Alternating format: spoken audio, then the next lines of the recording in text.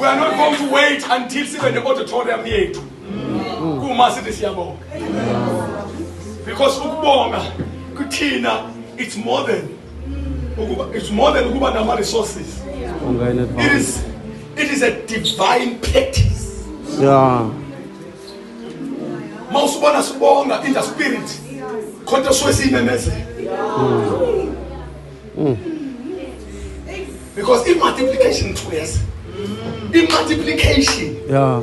Isimangaliso sokuphinda kwezinto.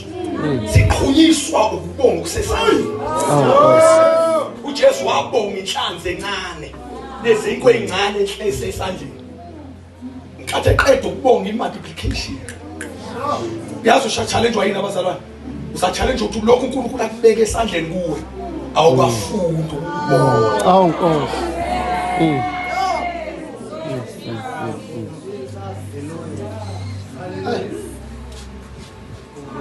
uNkulunkulu efuna ukukuthemba ngethanki lamanzi. Ukunika lesipapako. Come on now. Mase buki attitude yakho. Esipapakweni kanti unengqondo yethanki. Yeah. Once you appreciate a low 500 mil, God will go back with storehouse. Ajamhambisele nethank.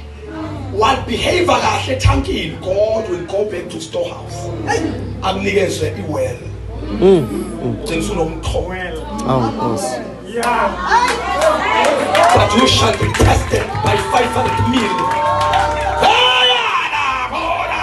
Listen, church. Ukubonga kuphethe impela. Yokuphinda phinda.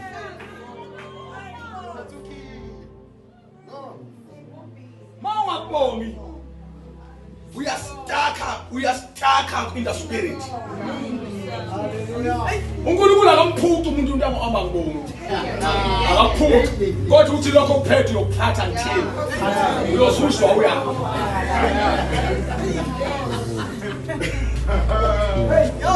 Hayi iBhayibheli uNkulunkulu isiphosa akaguquki kusona. uThixo makunika into umnikile. The only thing ayenza uma ekubonjwe une attitude aka-8. Unayo tendency ukuthi kanti ufuna ukunika 10,000 aqala kunika 100 rand. Abuki attitude yakho 100. Kanti uphethe u10 ngamuva. Waphakama ku 100 rand ukuthi kungaze nilinge ngo 10,000 shoot lo uzofunuma amakhanda sona.